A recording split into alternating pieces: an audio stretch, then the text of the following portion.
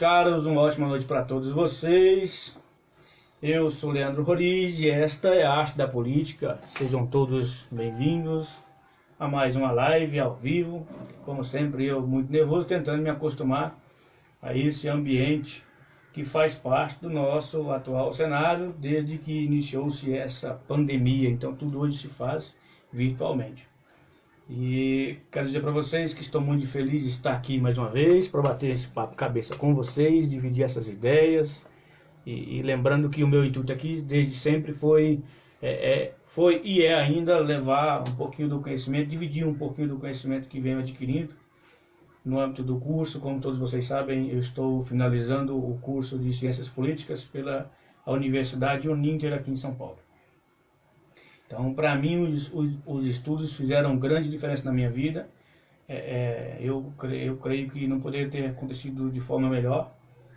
E me arrependo arduamente de não ter escutado os conselhos que tive na minha mocidade, onde eu deveria me preocupar com os estudos, mas infelizmente, naquelas situações eu não dei ouvidos. E hoje vejo que se tivesse ido por essa linha, teria sido bem mais fáceis, mas nunca é tarde demais para correr atrás e recuperar o tempo perdido. E os estudos, eu costumo dizer que para a obtenção do conhecimento, o estudo nunca é tarde para voltar a esta área. Pessoal, primeiramente eu quero agradecer aquelas pessoas que têm acessado a minha página aqui, têm curtido, têm comentado, tenho recebido de vocês um apoio. Então eu fico muito feliz por isso, por saber que tem sido do agrado de vocês. Eu costumo dizer que o material aqui ele é um pouco difícil, é um pouco complexo. Então assim, realmente as pessoas que curtem a página, que vêm acompanhando o nosso material, é porque realmente têm interesse e sabem da importância que tem esse nicho e esse papo que a gente vem tratando, essas aulas, esses papos cabeça que a gente vem batendo aqui. É algo de utilidade pública, é algo de interesse da sociedade. E é necessário que todos venham se conscientizar das suas obrigações, dos seus deveres e principalmente dos seus direitos. É necessário que haja essa conscientização das pessoas e que as pessoas possam despertar em si cada dia mais o interesse sobre esse campo. Um debate que as pessoas acham chato, que é falar de política, falar política, mas na verdade a política em sua essência ela é para isso, é um debate. Uma frase que é minha, de minha autoria, onde eu sempre trago que a arte da política consiste no debate com respeito mútuo sobre as divergências de pensamento. Então, política se discute sim, e discute sim por quê? Porque ela está intrínseco ao nosso dia a dia, onde as políticas públicas são efetuadas de fato em nossas vidas. Tudo que é decidido em âmbito nacional, no Congresso Nacional, ou em âmbito municipal, na Câmara de Vereadores, conjuntamente com o chefe do Executivo, reflete no nosso dia a dia, em nossas vidas. É por isso que eu digo para vocês que política se discute sim, porque é algo relacionado à sua vida no seu dia a dia. Então, vamos lá, pessoal. Para a gente poder entender, só um momento que eu estou tentando aqui... Eu estou tentando ainda me acostumar com essa questão de tecnologia, enfim. Então eu estou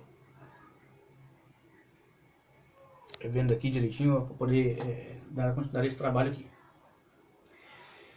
Meus caros, o tema do nosso bate-papo hoje, ele vem baseado no fim das coligações partidárias, digamos assim, um desenho político que vem se desencadeando por aí.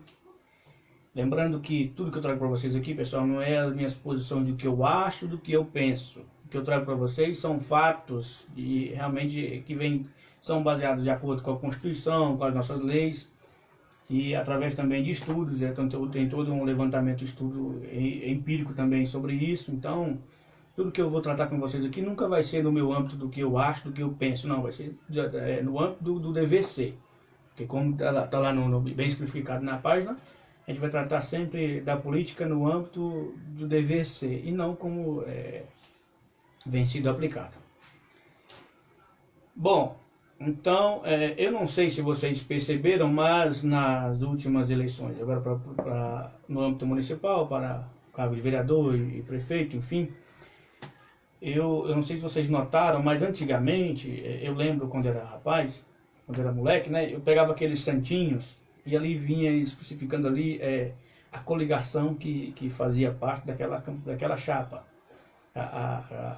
Vinha discriminado sempre no rodapé desse santinho os partidos que faziam a composição dessa coligação. Então você via lá, sempre tem 10 partidos numa única coligação. Então você via aquela... E eu não sei se vocês perceberam, mas nessa última eleição de 2020 nós não tivemos mais essa coligação. Vocês podem, não sei se foi pessoa notória, se as pessoas realmente tomaram ciência dessa situação. Mas para prefeito, para prefeitura ainda no cargo majoritário, então ainda é possível essas coligações, então vocês devem ter visto nos santinhos essa questão para prefeito. Mas para cargo de vereador não tem mais essas coligações. Por que não tem mais essas coligações? Trata-se de uma emenda constitucional 97 de 2017, sancionada ainda pelo presidente Michel Temer, né? É isso mesmo. Então, vai tratar em seu caput lá dessa emenda constitucional que determina, vedada as coligações partidárias para os pleitos de cargos proporcionais. E quais são esses cargos proporcionais? São os cargos de vereadores e deputados estaduais, distritais e federais também. Então, fica vedado, não pode mais haver essa coligação. Mas ainda no próprio artigo, ele vem estabelecendo que fica ainda autorizada, mantida as coligações no âmbito dos cargos majoritários. Então, o cargo para prefeito, governador, senador e presidente da República ainda continua sendo possível se manter as coligações partidárias. Mas, Leandro, o que é a coligação partidária de fato? A coligação partidária de fato, ela ocorre da seguinte maneira.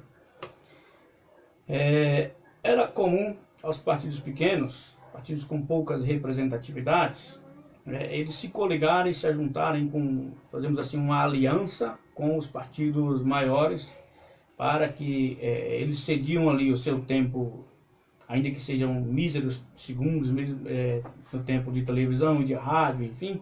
Então, se coliga com os partidos grandes para que possa haver essa aliança, e eles cedem para esses partidos maiores o pouquíssimo tempo que eles têm direito. Então, digamos que uma coligação aí, que era muito comum anteriormente, era o PT, PCdoB, enfim. Então, o PCdoB, como trata-se de um partido pequeno, não tinha muita representatividade, então também não tinha muito direito aí na questão do tempo de televisão e de rádio. Então eles sempre se juntavam com o PT ali para poder ceder esse tempo para o PT. O PT se aproveitava dessa coligação para poder ter um tempo maior de expressão na televisão e no rádio. Então ele conseguia apresentar as propostas do candidato com uma certa facilidade, digamos assim, um tempo maior proporcional nos canais na época das propagandas eleitorais.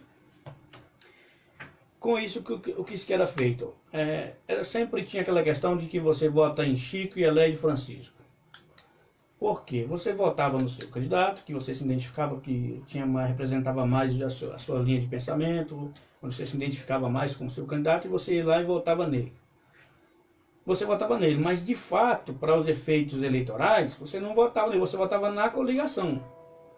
Então, o que nós temos no país hoje é um sistema eleitoral de proporcional de lista aberta.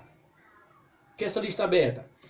Nessas coligações, junta-se esses partidos com essa aliança e agora fica-se estipulado, no final da apuração de votos, o quociente eleitoral. Então vocês veem que assim, vai um pouquinho complicando, é um pouco complexo, porque para mim poder explicar para vocês o que é uma coligação, o que é uma lista aberta, proporcional de lista aberta, então eu preciso sempre voltar a algum contexto para poder explicar isso para vocês, para que vocês possam entender. Então a ideia é, voltando ao raciocínio, então para ter lista aberta, proporcional, você vai ter os vereadores mais votados, mais bem votados. Tá, como que se dá isso? Como que eu vou saber se o candidato que eu votei foi eleito? Para isso é estipulado no final da votação, da apuração na verdade, ver o total de votos válidos, não computados os brancos e os nulos. Isso é um tema que eu já tratei aqui em uns vídeos anteriores, vocês podem dar uma chegadinha e observar o material que ele vai explicar sobre o voto branco e o voto nulo. Então, computados os votos válidos, divide-se o total de votos válidos pela a disponibilidade de cadeiras para ser ocupadas dentro do município. Um exemplo que a gente vai trazer aqui, o âmbito do São Antônio Descoberto. São Antônio Descoberto, o quociente eleitoral lá, se não me engano, foram 3.620 votos. Então, foi pego ali todo o montante de votos válidos, acho que foi em torno de 27, 30 mil votos válidos, dividiu pelas cadeiras, que se não me engano são 15. E pelo que eu andei vendo, parece que o quociente eleitoral foi 3.620 votos. Então, ou seja, toda vez que aquela aliança feita, as coligações, aquela aliança feita daqueles partidos, o voto que um candidato de um partido A com um partido B recebe, ele é computado para essa coligação, para essa aliança. Então, toda vez que essa aliança toda, o total de votos de todos os vereadores que compõem essa chapa, que compõem essa coligação, vai ser levado para o âmbito da validação da aliança. Os votos vão ser para essa coligação. Então, todas as vezes que todo esse montante de votos desses vereadores atingir 3.620 votos, ele tem direito a uma cadeira. Ou seja, conseguiu uma vez o quociente eleitoral, que são 3.600 votos, tem uma cadeira. Digamos que 3.620 votos seja o preço por cada cadeira. É o preço de votos que tem que ser obtido por aquela chapa, aquela coligação. Então, toda vez que atingiu o quociente eleitoral, tem uma cadeira. Digamos que a coligação conseguiu atingir 4 cadeiras. Conseguiu em torno de 3, 6, 9, 12. 12 com 200, 14, 3.200, com mais 8.200, 12, 13, 14.800. 14.800 votos, 14.800 votos, vai arredondar para 15.000 votos. Então ela conseguiu 4 cadeiras. Bacana. Como que vai dar a distribuição dessas 4 cadeiras, Leandro? Essas cadeiras vão ser distribuídas de acordo com os candidatos de toda a chapa, de toda a coligação. Não é mais só de partido A, partido B, partido grande, partido pequeno. Junta-se toda essa pontuação de votos e aqueles candidatos que tiveram a maior pontuação de votos, aqueles mais bem votados, vão ficando com as cadeiras proporcionalmente. O mais bem votado vai garantir ali a primeira cadeira, o segundo mais bem votado fica com a segunda cadeira e assim respectivamente. Mas, Leandro, eu já vi, acompanhando o resultado das eleições, eu vi candidato que teve 1.000 votos e não conseguiu cadeira, e o candidato que teve 350 votos, 360 votos, conseguiu a cadeira. Por que se deu isso? Se dava isso nas coligações anteriormente, nas eleições de 2016, por quê? Quando se tinha chegado à cadeira, a garantir essas 4 cadeiras durante a apuração dos votos, então você tinha os candidatos mais bem votados. Só que digamos que, agora vamos trazer aqui um exemplo, eu sou o candidato A, o candidato B, o C e o D. Então digamos que eu sozinho consegui, desses 15.000 votos, eu consegui 10.000. Então eu consegui levar comigo aí quase 3 cadeiras. Levei 2 cadeiras e uma boa proporção da terceira. Então, ou seja, eu já garanti a minha cadeira. O meu espaço está garantido. Então, sobrou, ainda trouxe uma a mais. Digamos que na minha coligação, na minha chapa, o segundo mais bem votado tenha conseguido 1.000 votos. E aí o terceiro mais bem votado conseguido 500 votos. E juntando toda a nossa pontuação, daria as 4 cadeiras. Então, assim, o segundo mais votado, que tem 1.000 votos, vai ficar com a segunda cadeira. E aquele que ficar com 500 votos vai conseguir a terceira cadeira. E aí você vai ver, poxa, mas num outro partido, de uma outra coligação, o candidato teve 1.030 votos, mas não foi eleito. E aqui nessa coligação, o cara que teve 500 votos foi eleito. O cara foi eleito por quê? Por causa digamos assim, esse rabo de cauda de voto de quociente. Então, justamente por causa dessas coligações, ou seja, você vota em A, em Chico e elege Francisco, porque é justamente isso que acontece devido a essa desproporcionalidade e onde é computado simplesmente aqueles mais bem votados dentro da chapa, dentro da coligação. Então, com essa emenda constitucional 97, 2017, o que acontece? Encerra-se essas coligações. E agora a gente vai começar a entender por que disso. Primeiro que eu vou dizer para vocês que isso aqui é um princípio da cláusula de barreira, que é um outro tema que a gente vai trazer logo em breve, a respeito disso aqui também, a cláusula de barreira. O que é a cláusula de barreira, o que isso consiste e por que essa emenda constitucional de 2097 e 2017. Então, assim, para que vocês possam entender, votei em candidato fulano de chapa B, mas ele teve uma expressão de votos bacana, mas infelizmente na outra chapa, ciclano da chapa C teve uma pontuação de votos menor e foi eleito. Então isso é devido às coligações. Com a emenda constitucional 97 de 2017, o que ficou estabelecido? A partir de agora, os cargos proporcionais, ou seja, os partidos políticos, não podem mais se coligarem para fazer essa chapa no âmbito das eleições proporcionais. No caso, vamos trazer sempre em âmbito nacional, vamos tratar dos vereadores. Em âmbito nacional, vamos tratar dos deputados federais e estaduais também. Então, o que acontece? A partir de agora, uma vez vedada a coligação, o partido vai ter que lançar os seus candidatos, digamos assim, organicamente. Que nós no meio político chamamos aqui de uma candidatura puro sangue. Porque agora você não vai mais ter essa coligação. Então, para nós, cidadãos comuns, nós somos cidadãos leigos, digamos assim, comuns, o nosso poder de voto ele é ampliado. Ele é mais efetivo, porque agora você vai votar na legenda que você escolheu e no candidato que você escolheu. Não tem mais essa de votar em si fulano e eleger ciclano. Esquece de voto no Chico e elege Francisco. Agora você vai votar no seu candidato e preferencialmente na sua legenda. O seu voto vai para o seu candidato, mas principalmente ele vai ter um peso maior na legenda. O que vai acontecer? Continua o sistema proporcional de lista aberta que nós temos aqui. Então, dado uma vez ainda a lista aberta, serão eleitos aqueles mais bem votados dentro da coligação, dentro do partido. Só que o partido, para poder ter direito a uma cadeira, ele tem que atingir o quociente eleitoral. E foi o que aconteceu agora em 2020 nas eleições municipais.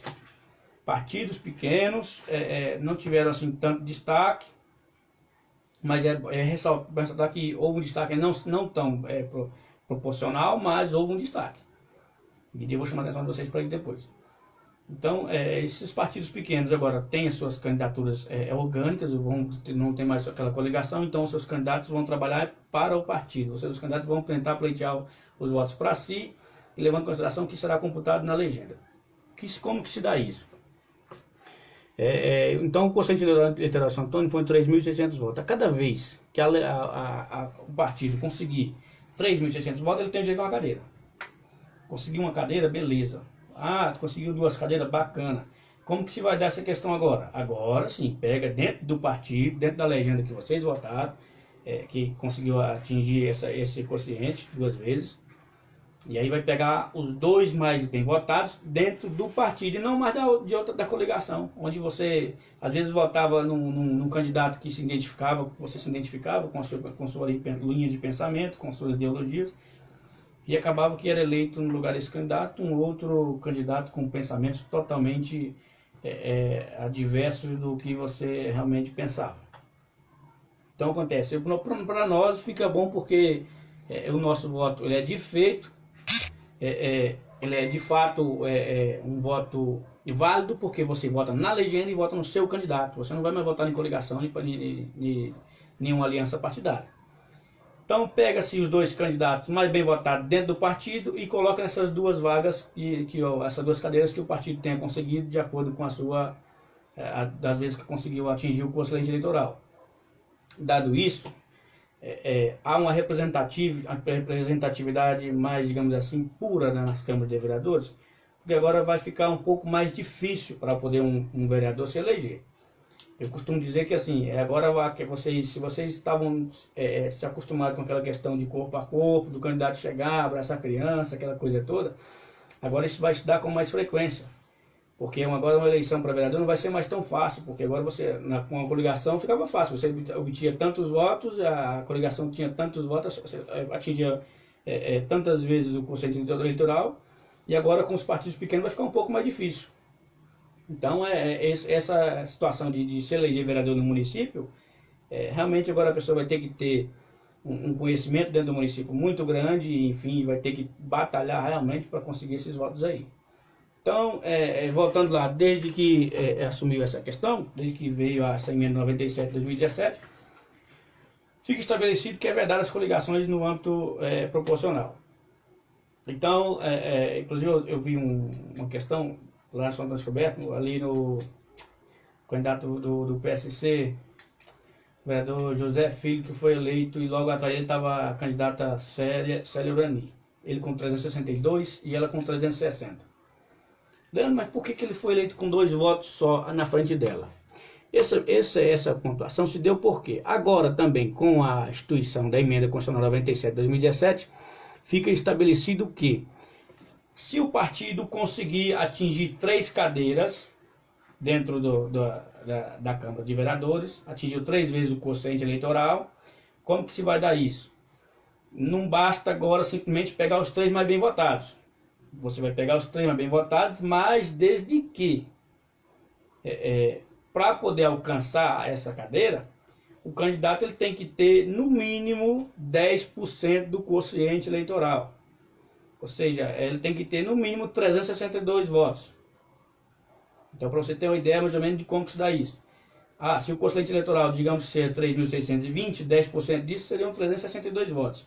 Ou seja, não pode pegar mais um candidato, exemplo, eu saí candidato num partido, tive 5.000 votos, consegui uma cadeira, quase consegui a outra, e juntando a computação dos votos do meu partido, conseguimos mais 2 cadeiras.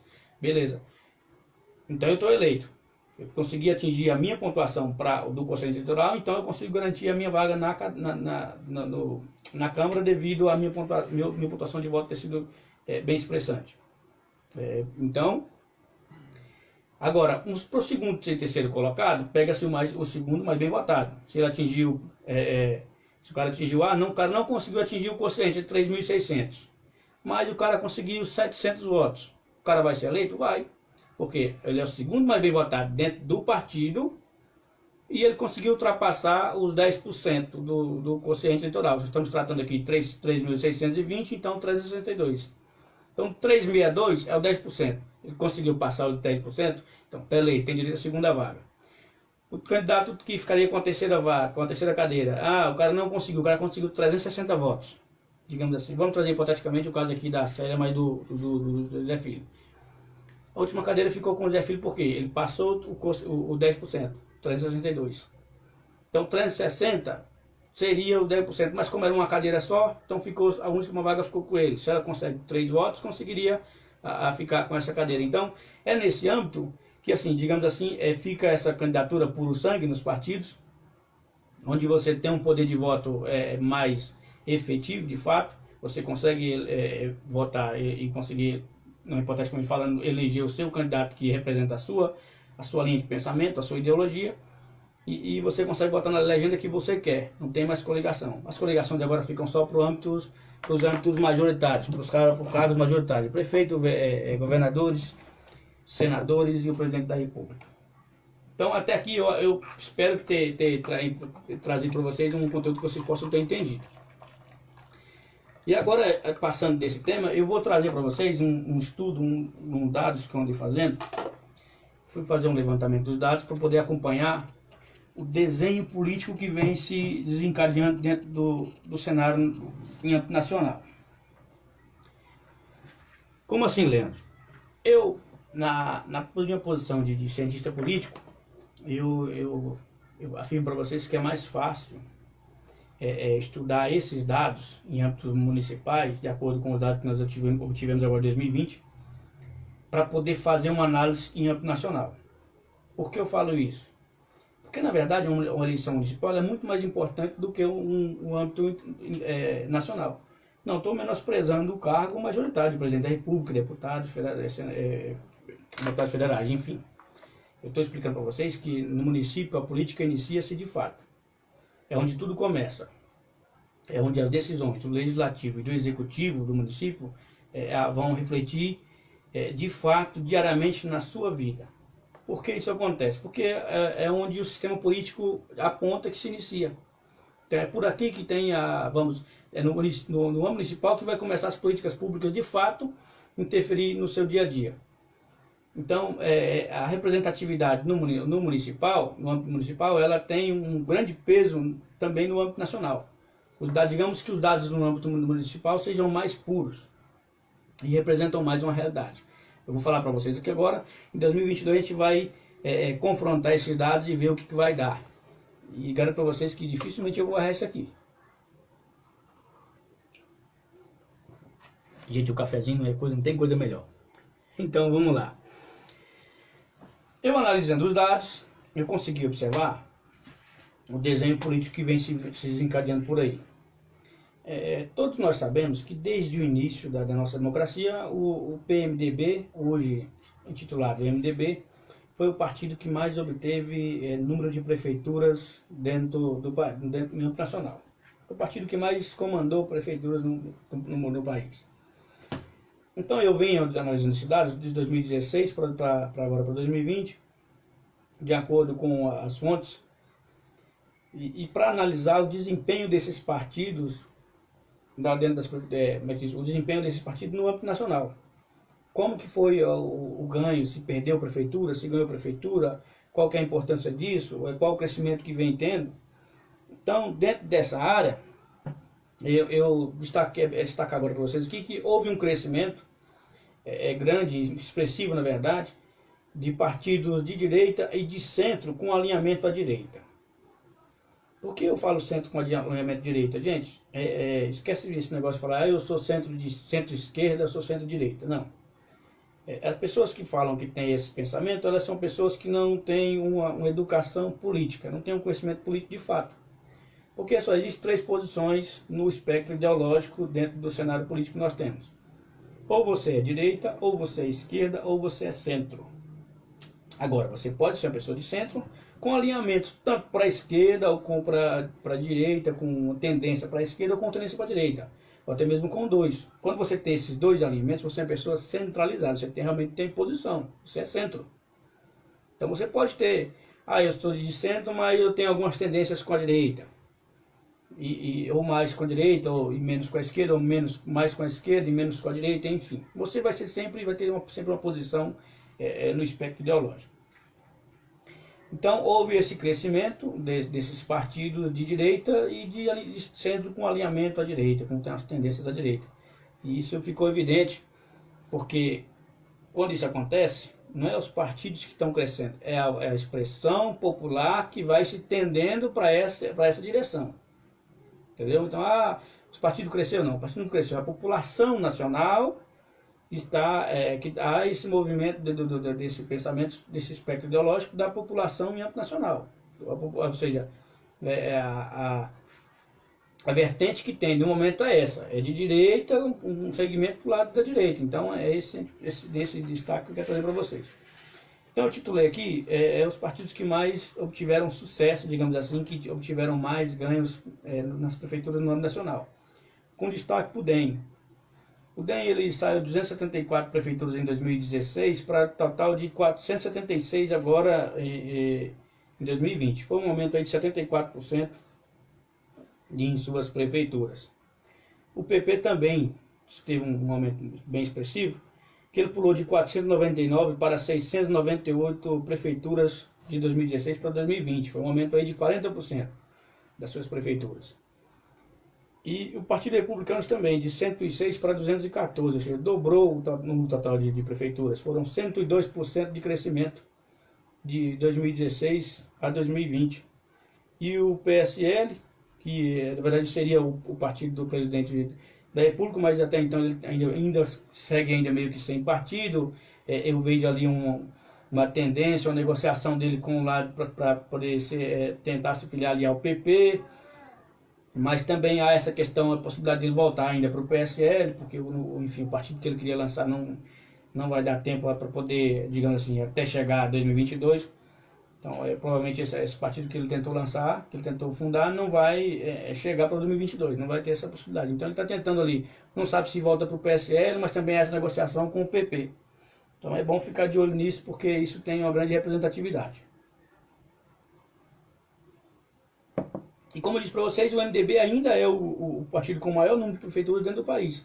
Desde do início da democracia, na verdade. E os partidos que também tiveram aí digamos assim, uma perda de prefeituras, eu vou trazer um destaque para vocês, primeiramente, do MDB, que saiu de 1.047 prefeituras em 2016, lembrando que ele tinha 1.100 e alguma coisinha, 194, se não me engano, em 2012, foi quando o MDB atingiu o seu auge, tinha ali uma grande representatividade, na verdade, e aí em 2006 caiu para 1.047, houve essa queda não tão expressiva, mas agora em 2020 caiu para 802 prefeituras.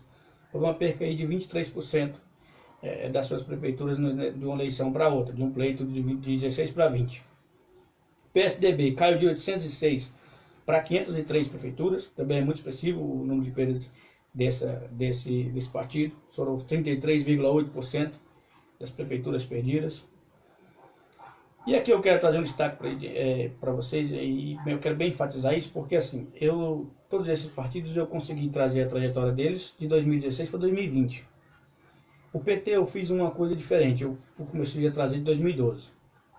Por que eu fiz isso? Porque 2012 foi o auge do PT. O PT tinha naquela época 638 prefeituras. Então foi o pico do PT, foi em 2012, então... E eu quero relatar para vocês que a queda expressiva, na verdade, do PT, ela se deu em 2012 para 2016. Quando o PT saiu de 632 para algo em torno de 244, 245 prefeituras.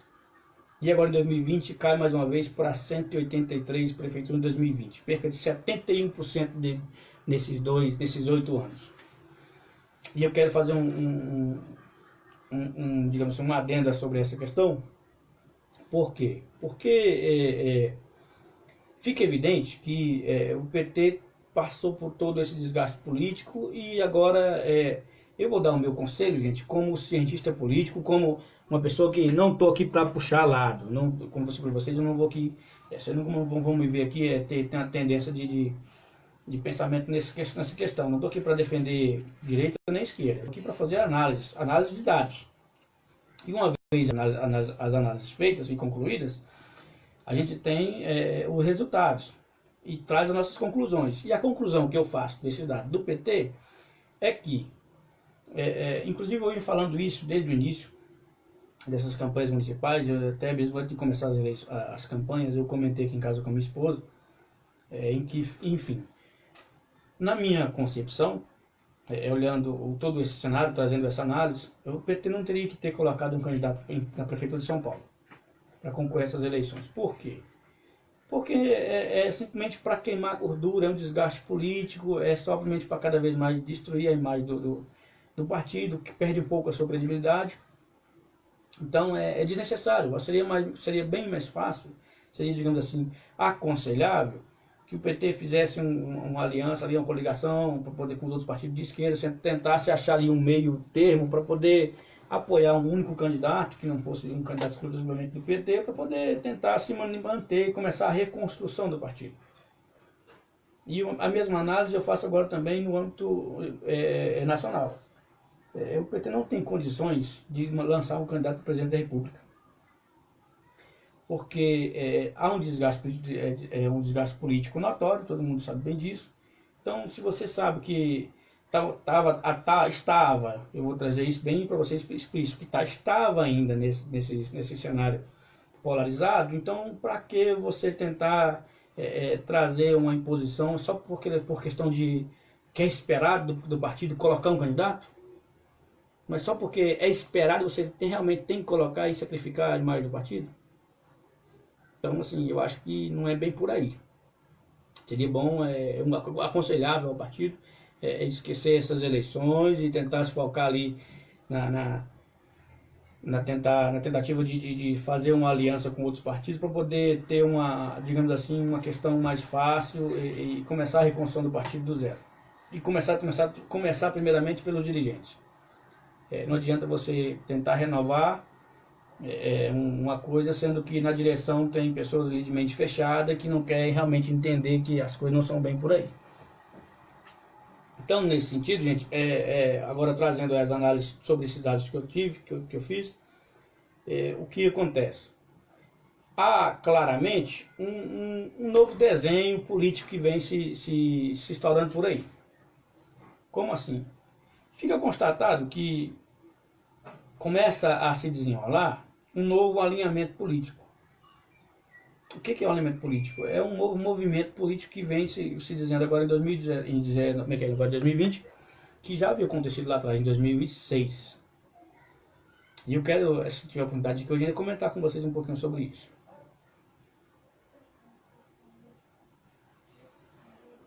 Então, como que nós vamos dando isso?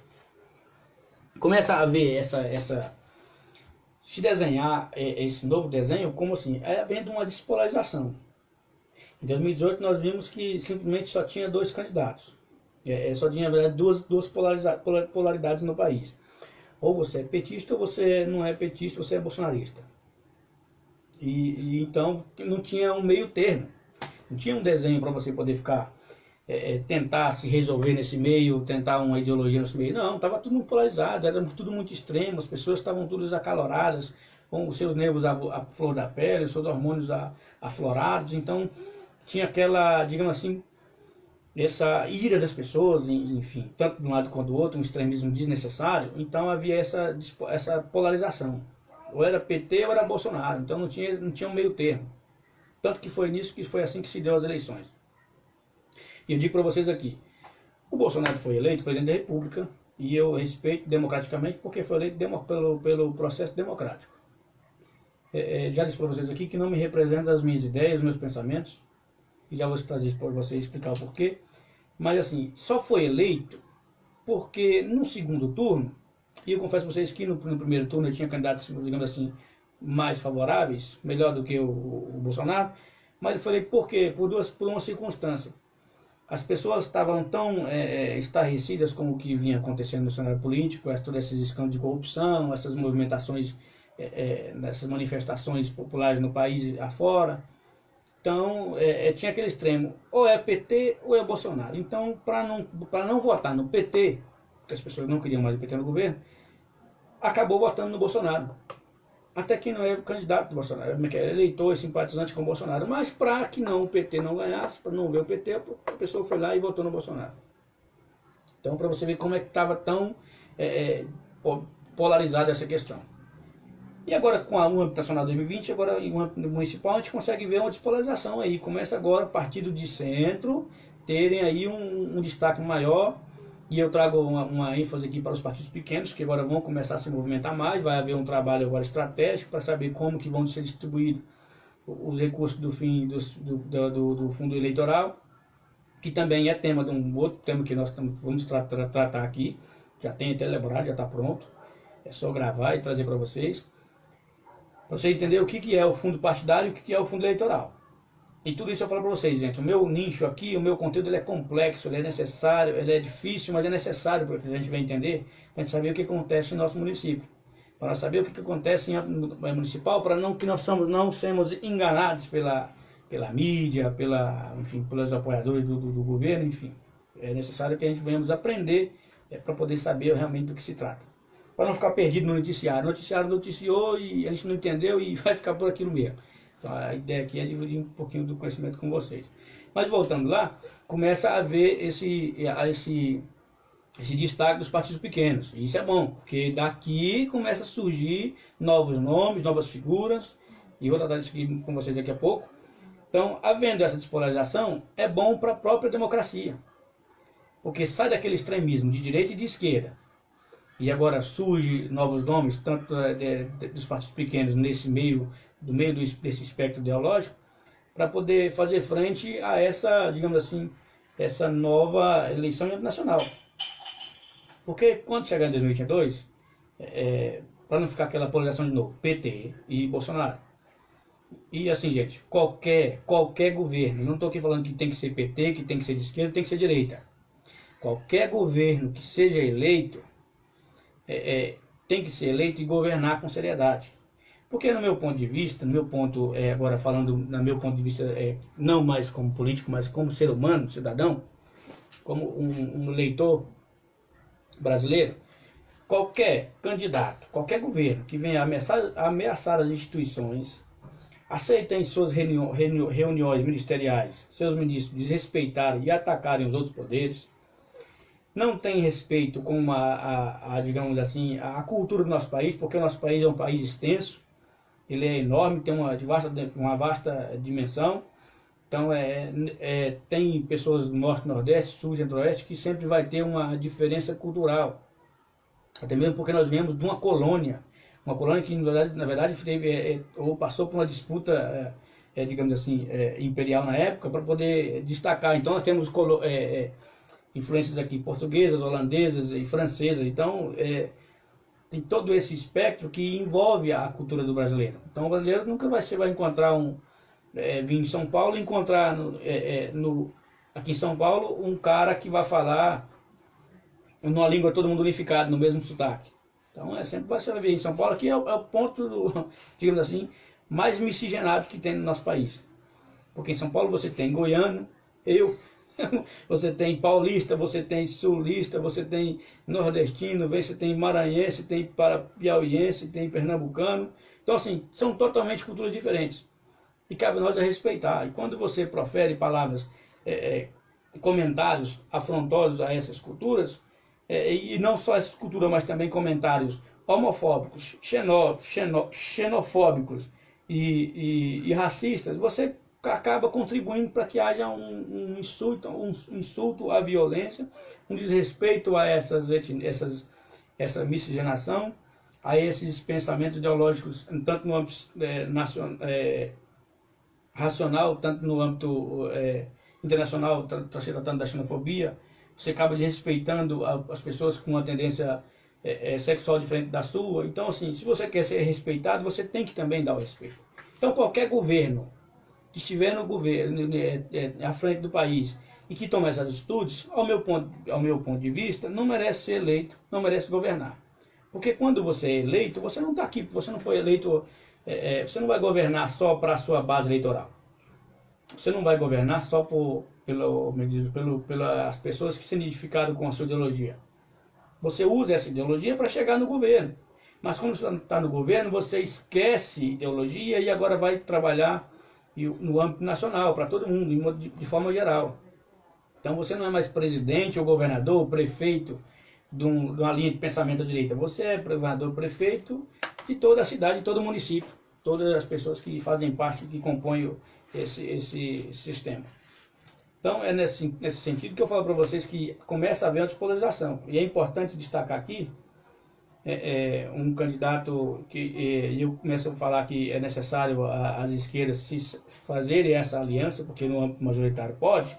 Então faça essa aliança, essas coligações, para fazer um candidato que realmente venha representar a esquerda e que venha ter um comportamento, digamos assim, moderado, e que venha se tratar, fazer frente a uma futura campanha do bolsonarismo, uma futura candidatura bolsonarista. E eu quero chamar a atenção aqui para alguns nomes aqui, inclusive aqui em São Paulo, o candidato Guilherme Boulos.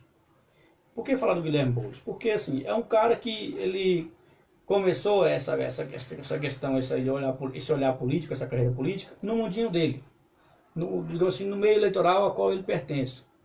E quando ele veio candidato à prefeitura, eu falei assim, olha, dificilmente esse cara conseguiu alguma coisa. Enfim, eu confesso que eu me surpreendi com o desempenho dele. Mas o cara foi crescendo, enfim. E eu quero destacar para vocês que em São Paulo, o PT sempre teve 30% do eleitorado aqui em São Paulo. E quando chegou na eleição, primeiro turno, eu fui observar, os 30% do PT estavam onde? O Gilmar Tato, o candidato do PT, só teve 9% dos votos. Os outros 20% estavam com quem? Estava ali com o candidato do PSOL. Então, o cara chegou no segundo turno e houve um destaque bem grande. E eu até chego a comentar com vocês que ele não perdeu a eleição. Ele até ganhou a eleição, por quê? Ele ganhou a campanha, na verdade, não a prefeitura. Ele perdeu a prefeitura, mas para ele foi até bom, porque agora ele começa a se destacar. Politicamente falando, desde que, como falando para vocês, eu estou aqui no âmbito com um olhar científico, um olhar mais centralizado no âmbito político mesmo, no espectro político. Então, assim, teve um destaque grande. Então ele começa agora a ter uma visibilidade maior. Então isso pode levar ele, por exemplo, futuramente para uma eleição em 2022, com um desempenho maior ali, enfim, tem uma representatividade, tem um destaque bem mais, digamos assim, bem mais observado em todo o país. E eu trago o exemplo municipal de São Paulo, porque São Paulo é a maior metrópole do país, é aqui que acontece toda a movimentação financeira, enfim. Então todos os olhares, digamos assim, do país estavam sobre essas eleições. E também trago um outro conselho também, agora vou dar para a direita, que temos aí opções. Eu ouvi falar de candidatura de Mandetta. Quero agradecer aqui a minha mãe lá no Goiás, Irani, tá aqui curtindo, me soltou um monte de curtida aqui, eu fico muito obrigado, muito feliz. Um beijo para a senhora, amo vocês de coração, saudades. Ansioso para chegar logo dia 27 e encontrar vocês aí. O Jovinho também está aqui comigo sempre. Muito obrigado, Jovinho, pelo seu apoio, pelos seus comentários. Muito obrigado, valeu mesmo. É de grande valia para mim saber que o meu trabalho tem sido apreciado por vocês. Então, agora, voltando ao tema lá, trazendo um conselho para a direita, eu queria dizer para vocês que, assim, eu já vi falar de eventual candidatura de Mandetta, Sérgio Mandetta, do Moro, João Dória. Então, assim, é necessário também que a direita também comece agora a se organizar, fazer digamos assim, essa coligação majoritária. Minha esposa também está aqui de olho em nós. Muito obrigado, meu bem. Então, é necessário começar a ver essa aliança na direita para poder fazer um candidato que venha, digamos assim, conduzir o país, digamos, com mais seriedade, com mais serenidade também, com mais respeito às instituições. Porque se não houver um candidato da direita que venha ter um pensamento mais centralizado, vai acabar tendo o quê? De novo esse extremismo aí que nós estamos vendo do Bolsonaro. O que, assim, contra a pessoa do Bolsonaro, eu já não sou muito favorável, porque é uma pessoa que vem fazendo comentário difícil, cara. Então, assim, ainda mais quando está de um status onde a pessoa está, que é a presidência da República, é muito cauteloso, a pessoa é muito melindroso, como nós costumamos dizer no Goiás. Você tem que agir com o máximo possível de coerência, porque, como eu falei, você não governa mais só para a sua base eleitoral. Você governa para o país. E o que você fala tem um peso na sociedade. Então, quando você ameaça as instituições, faz esses comentários racistas, homofóbicos, xenofóbicos, você acaba machucando pessoas. Então, é necessário um pouco mais de coerência, serenidade. Eu não sou bolsonarista, mas eu torço para que o governo dele dê certo, que venha concluir o mandato dele com sucesso. Por que então você fala isso? Eu falo porque se o governo dele der errado, os primeiros a sofrerem as consequências somos nós aqui na ponta do sistema. Somos nós aqui no início, a ponta mais frágil, digamos assim. Então, por que eu não sou adepto do governo e tenho que torcer para ele fracassar? Não, porque se ele fracassar, o primeiro a afundar o barco somos nós. Então, assim, eu torço para que o governo dele seja bem sucedido e que eu obtenha sucesso, conclua o mandato com sucesso, para que nós possamos simplesmente atravessar. E também já faço uma projeção para vocês, pessoal, que eu venho analisando há alguns dias. Não pense a sociedade que agora em 2021 vai estar tudo bem, que nós vamos, como é que é, em 2022 a gente vai ter novas eleições e que agora os próximos 4 anos vai ser bom. Então, assim, gente, não tem nada muito promissor. Até porque nós estamos saindo entre aspas, né? Porque está vindo aí, estou acompanhando no noticiário e vendo muito, observando isso aí, uma segunda onda de contaminação. As pessoas podem negar isso, mas a verdade, o fato é que os números estão aí e números não se contestam. Então, assim, vem um grande crescimento do número de infectados, de casos de óbito também. Então, assim, vamos ainda começar a sair de uma crise sanitária. Sem falar que toda essa crise sanitária gerou um custo em âmbito nacional extraordinário, foi extravagante. Desde que foram pessoas que utilizaram dinheiro com seriedade, com compromisso, mas também houve aquelas pessoas que usaram ou abusaram da verba financeira do Estado, do âmbito nacional, da União, na verdade. Então, assim, a gente vai sair com um saldo devedor horroroso, deplorável a situação que a gente vai sair daqui. Então, para a gente voltar a economia a crescer novamente, o nosso PIB tem que começar a ter um crescimento considerável, nosso desenvolvimento começar a sair, vai ser necessário o quê? Muito diálogo no âmbito das relações internacionais, um investimento muito grande do governo federal para promover as empresas, um incentivo nas empresas para poderem voltarem a contratar. E é necessário essa injeção de incentivo para as empresas. Por que eu falo isso? Porque assim, gente, emprego é o que move o país. Se não tiver emprego, ninguém vai para frente.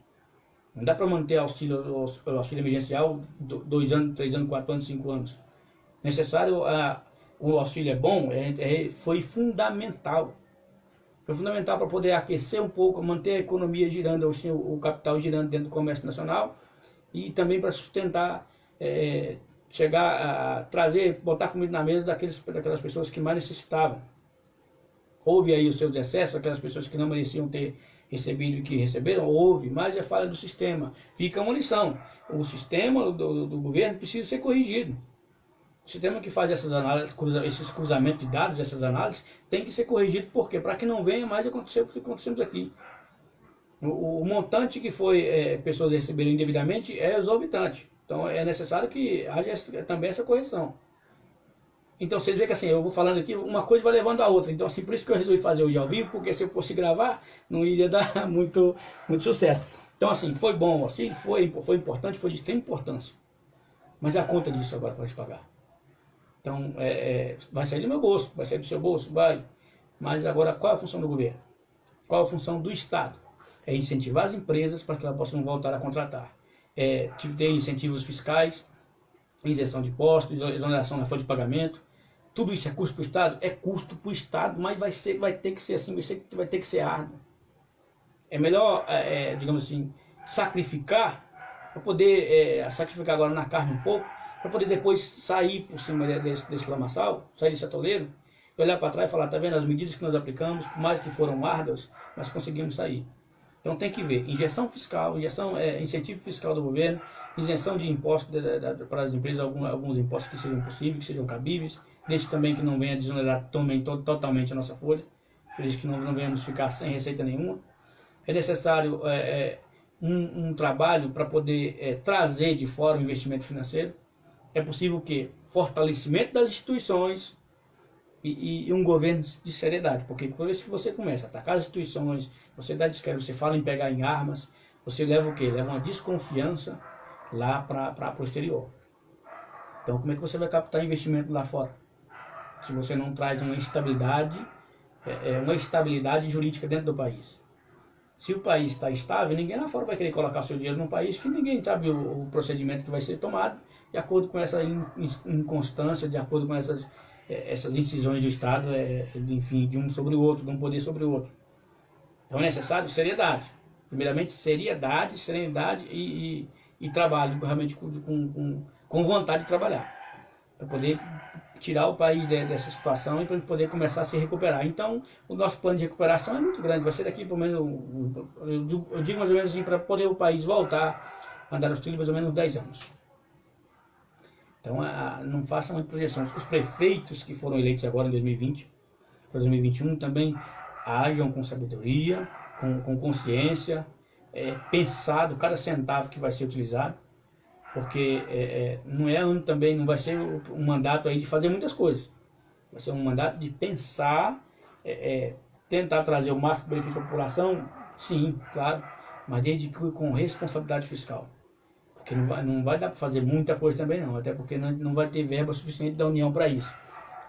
Não vai ter imposto que chega, não vai ter receita suficiente para poder fazer muitas coisas. Então também cabe ao eleitor saber julgar aqueles que estão no comando dos seus municípios, e também assim do Estado, porque não adianta você querer que o prefeito, o governador faça tudo o que é necessário, porque nós estamos saindo de uma crise sanitária, uma crise financeira que se instaura muito grande, então não dá para fazer muita coisa. Se gerir a cidade com seriedade, mantendo ali a folha de pagamento em dia. É necessário fazer um corte? Necessário é.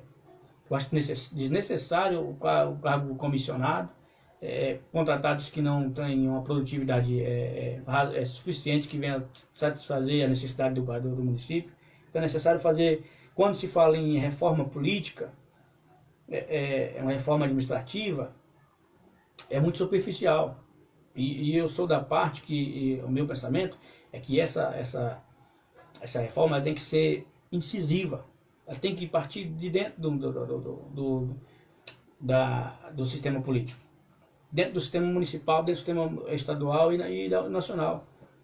Eu acho desnecessário o deputado federal ter, até pelo regimento da Câmara, 25 deputados, 25 secretários.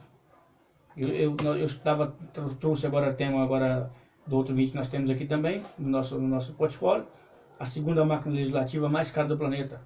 Tem lá casos, vocês podem ir lá para vocês verem lá, são dados. Foram estudos que eu fiz, são dados relativos, e dados dessa 56ª legislatura. Tem senador lá que tem 90 assessor. Poxa, se você colocou o seu nome à disposição no âmbito político para representar a sociedade, por que uma vez você no poder, você no cargo pelo qual foi eleito, para representar a tal a qual te elegeu, você se blinda com assessores e secretariados? Ah, fala com o assessor, fala com o secretário. Não, é você que tem que abrir o seu gabinete e deixar as pessoas entrar e marcar, desde que seja, cara, tudo com ordem e decência. Marca por agenda e vai escutar a população, cara. Ah, você tem, no dia que não tem sessão, pega seu carro, vai durante a cidade, na sua base eleitoral, vai ouvir os seus eleitores, vai ouvir a reclamação de cada um todo dia, para você poder saber o que você vai fazer. Você saber o que você vai apresentar de projeto na Câmara. Então é mais ou menos isso, pessoal. Há esse crescimento, resumindo aqui uma síntese do nosso papo hoje, há esse crescimento de partidos pequenos, de centro, com alinhamento à direita e os partidos de direita, e com isso há essa despolarização também em âmbito nacional, e agora eu faço a projeção para as eleições em âmbito municipais, de acordo com esses dados, eu faço a projeção para o âmbito nacional. Começa a se desenhar aqui uma despolarização de esquerda e de direita. Então agora acabou, não vai ter mais, pelo menos ao que vem se desenhando, agora tem esses partidos pequenos que estão se destacando, surgiram nessas eleições novos nomes, novas figuras, tanto de esquerda como também de direita. Então começa a desenhar aí um novo cenário político, um novo alinhamento político, onde as coisas começarem a andar democraticamente, sem essa polarização, porque a polarização ela não faz bem para a própria democracia. Então é nesse sentido que eu digo para vocês. Começa a desenhar aí um novo desenho político, esses partidos pequenos vão crescendo, com as coligações agora sem as coligações fica mais difícil para poder deputados federais, deputados estaduais, deputados distritais, vereadores conseguirem chegar à candidatura, ao pleito, aos cargos de fato, porque agora vai ser uma coisa mais assídua, mais acirrada. Então assim, o corpo a corpo vai mandar muito. E o destaque também da pessoa dentro do seu âmbito eleitoral também vai ter que ser um destaque muito bom, para ela poder ser bem representada, obter um sucesso nas suas votações. Então é nesse sentido que eu trago para vocês esses análises, esses dados, e na intenção de explicar para vocês também quais os efeitos dessa emenda constitucional 97 de 2017, que também é tema para o nosso próximo bate-papo, que vai tratar aqui das eleições proporcionais, dos fundos eleitorais e fundo partidário, que é uma questão também muito importante de ser tratada, porque as pessoas não têm noção do que é isso. Eu vi pessoas dizer que é contra o fundo eleitoral, tudo bem, é a sua opinião, eu respeito, mas cabe a mim explicar a você do que se trata o fundo eleitoral, o que é o fundo eleitoral, o que é o fundo partidário, por que tem isso. Então eu vou trazer esse tema também. Também quero aproveitar para avisar para vocês que próxima segunda-feira eu vou estar trazendo aqui uma live muito importante com a participação especial também, apresentando um projeto que está tendo lá em São Antônio Descoberto, que já existe na verdade, já está sendo colocado em prática já há algum tempo, e que infelizmente nem toda a sociedade, nem toda a população de São Antônio Descoberto conhece. Mas eu vou trazer uma pessoa aqui que realmente entende, que está realmente na ponta desse serviço, prestando esse serviço lá e enfim, vai ser de grande valia para nós saber que existem esses projetos, existem essas possibilidades, essas oportunidades para aqueles menos favoráveis, digamos assim, e para a própria população entender e ver que o trabalho realizado não é só na zona urbana da cidade, também é no campo. Então é mais ou menos por essa linha que a gente vai bater esse papo na semana que vem, segunda-feira, se não me engano. Pessoal, muito obrigado por aqueles que vieram aqui, que deram o seu comentário, deram o seu curtida, deram o seu oi. Minha mãe, minha esposa já ouvindo. As pessoas que ainda não viram esse vídeo, que vão ver. Peço a vocês que tenham paciência, pessoal. Realmente os meus conteúdos são muito grandes, porque é algo complexo. Não dá para eu poder vir aqui com 5 minutos explicar para vocês. Fica uma coisa muito esdrúxula. E não vai, não fica legal, não fica... Tem que ter coerência. Quando a gente tem que falar com coerência, tem que saber o que fala.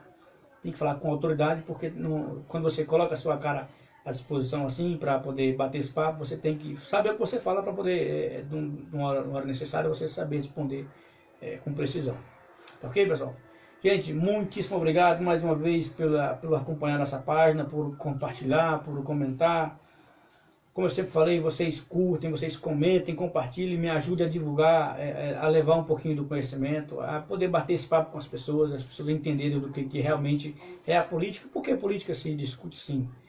A arte da política consiste no debate com respeito mútuo sobre as divergências de pensamento. Eu tenho que expor os meus pensamentos, você também tem o direito de colocar os seus pensamentos, e nós tentarmos aqui encontrar uma conciliação, uma coalizão, um meio aqui para poder debater esse tema sempre no âmbito com muito respeito, um debate muito saudável. Ok, pessoal? Muitíssimo obrigado a vocês, uma ótima noite. E também vamos tratar logo depois também do terceiro. Eita, que eu matei aqui a muriçoca. Então a gente vai ter para falar também ainda do terceiro filósofo lá, do pensamento dos contratualistas, Jean-Jacques Rousseau. Tá bom, pessoal? Muito obrigado, fico todos com vocês, uma ótima noite. Fiquem com Deus, forte abraço. Lembrando que eu sou Leandro Roriz e esta é a Arte da Política.